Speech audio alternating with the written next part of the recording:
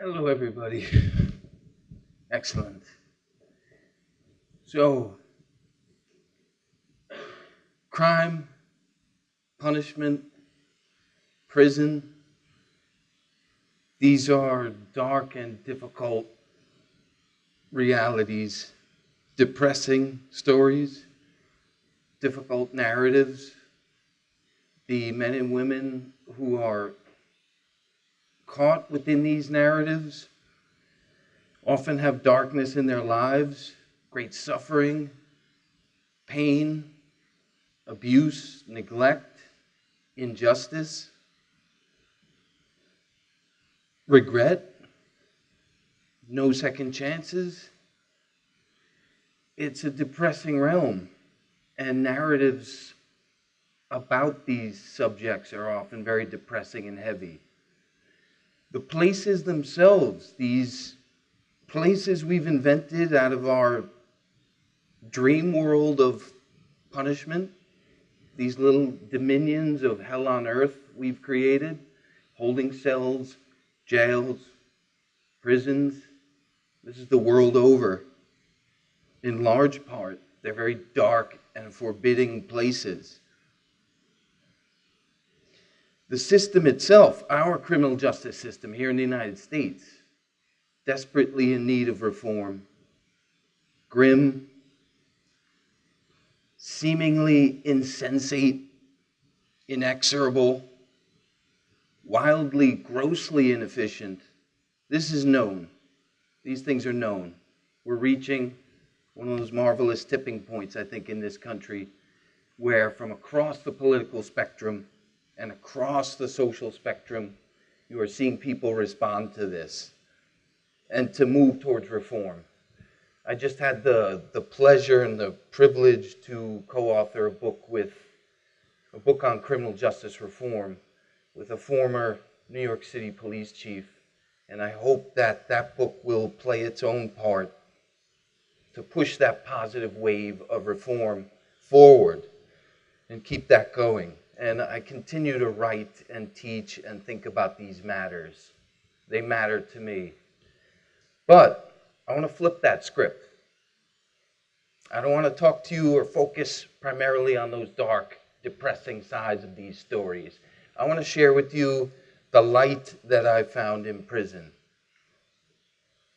and to impart humbly some of that education that I think those years showed me and some lessons that I would encourage you to foster and cultivate in your own lives. Two primary lessons, very basic. We're talking about basic soul work, if you will. To live simply and to be grateful for that life. Simplicity and gratitude. Those two. So in the mid-1990s, when I was in my mid-20s, I spent 3.5 years in prison in the Seoul Detention Center, Uijeongbu Prison, and Daejeon Prison in South Korea for smuggling hashish into the country. It was risky, it was reckless, it was enormously painful for my family, something I will eternally regret, something I did not know at that ripe, idiotic age of 23, 24, God bless us.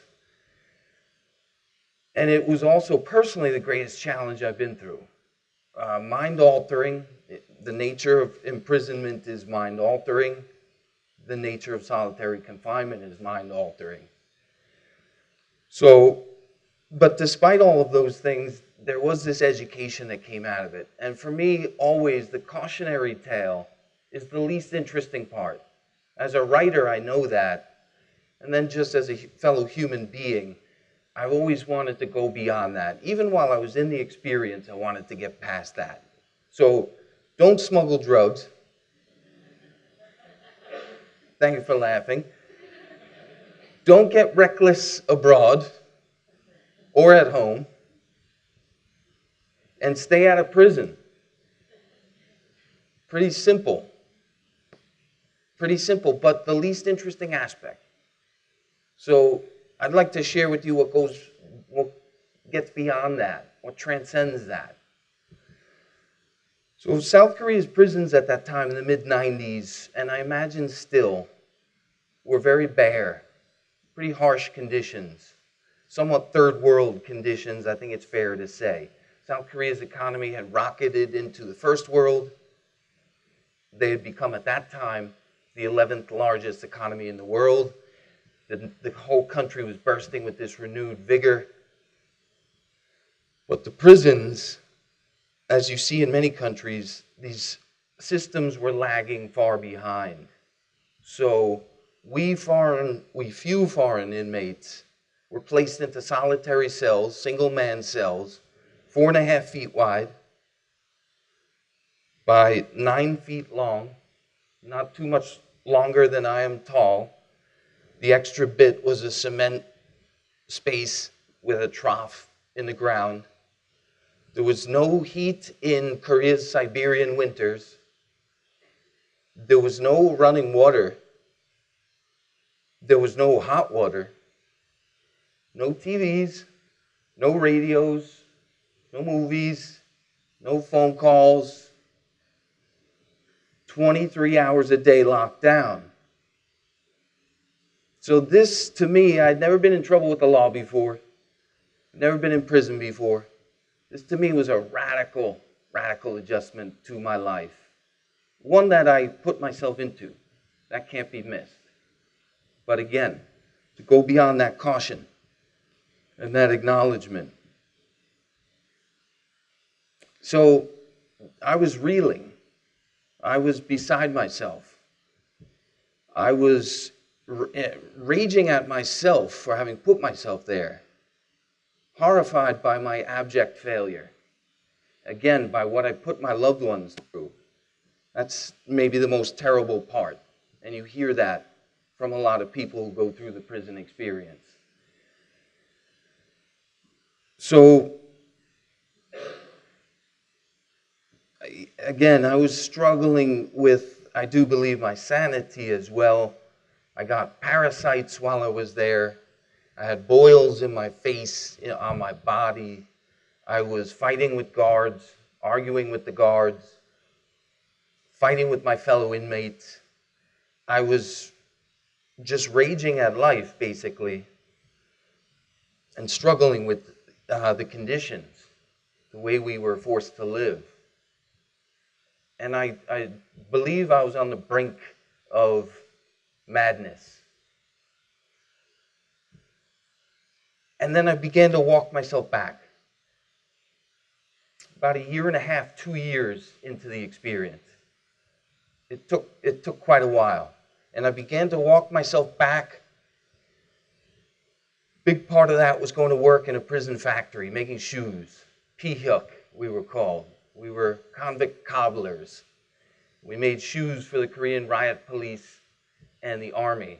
And the irony, which was not lost on us, we used to joke about trying to make them faulty so that the shoes would fall off to the police as they were running down the street.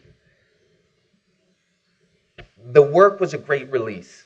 First of all, I think in any situation like that, they should allow inmates, prisoners to work. Vital. Talk about purpose. No matter what it is. Sweeping a floor. Again, I was hammering the heels of shoes, gluing the soles. But it felt good. 80 cents a day. I think they paid me about $350 when I left at the end of my term. So we were very small capitalists. But the work started to bring me back. That daily commute, the regularity of it, the simplicity of it. Waking up, your eyes open, you get another one. You get to do it again. And for us, it was supposed to be punishment. But I started to turn it from that. For me, that simplicity began to take on a kind of glow. I used to wake up before the horns, before the first reveille that would go out over the camp.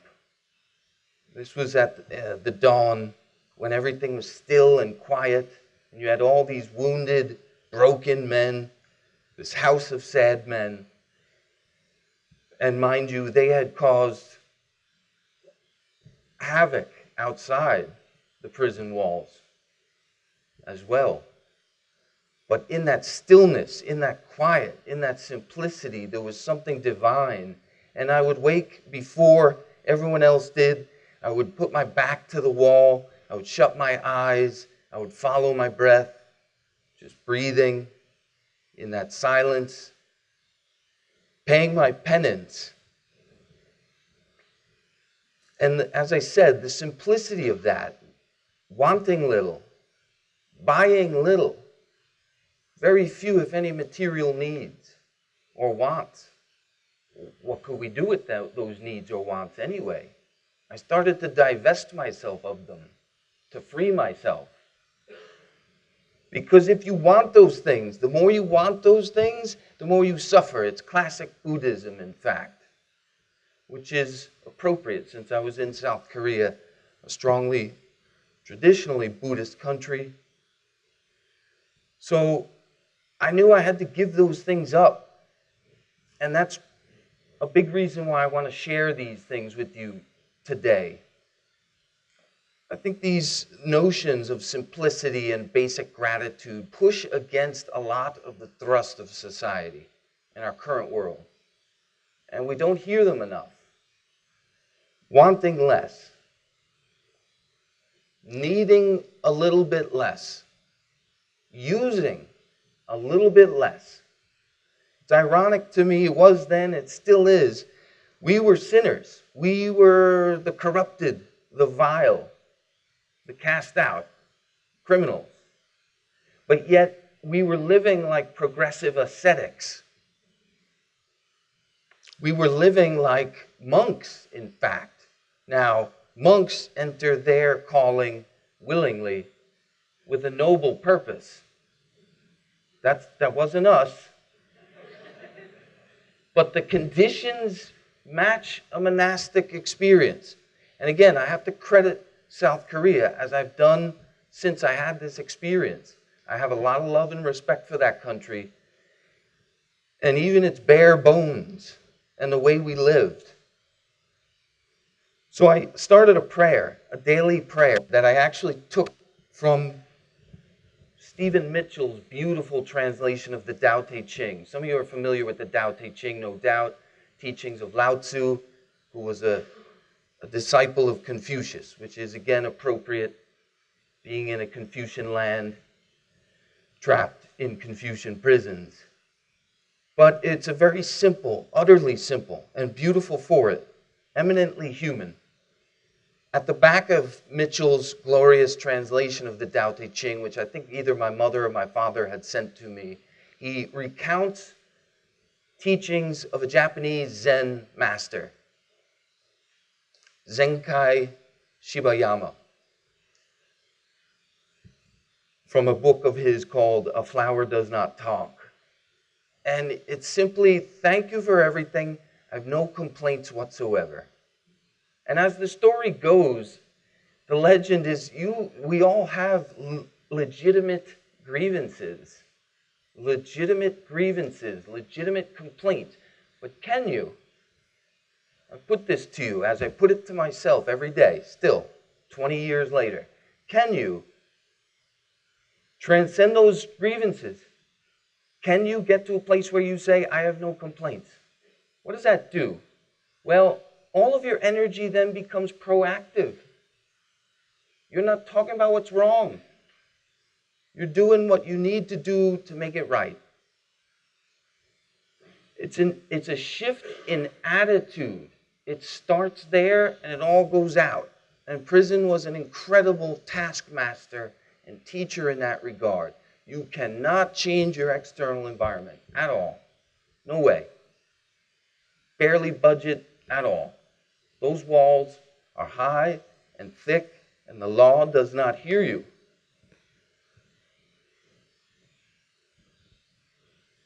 So, thank you for everything. I have no complaints whatsoever became my guide, and it would center me. It would get me back to a place where this is not where I want to be. This is the last place on earth I would like to be. But if I can get to a place of gratitude here, I trusted that I would be able to replicate that outside, in the free world, amongst all of you good people. I would be able to duplicate that feeling, that attitude. You know what? My sister's doing this, the job isn't doing this, things aren't happening, I have to worry about these things. We all have many legitimate grievances. Thank you for everything. I have no complaints whatsoever. I started to see that each day of my life is really a gift. If you wake up, us here, are you kidding? We have so much to be grateful for, so much to be thankful for. I think most people don't grasp that. And so I'm encouraging you again to look for these things in your lives. Look for these elements. Simplicity, gratitude, wanting less, needing a little bit less, and looking at all the marvelous things you have in your life around you, and let those lift you up. And what you do is you open yourself to joy, and you can live your life in a state of joy. So I still say that prayer. I still live simply. I don't own a car. I ride my bike or I walk most places. New York City makes that convenient. I have very few material needs or wants. This doesn't make me better or superior to other people, but I know for myself it frees me. It frees me up. And then every day, I still say that prayer. Some days I miss it, actually, to be honest. And when I do miss it, I miss it. It doesn't supply that vitamin. So again, I just encourage you to look for these elements in your lives. Simplicity and gratitude. Those will steer you through. Thank you for everything. I have no complaints whatsoever.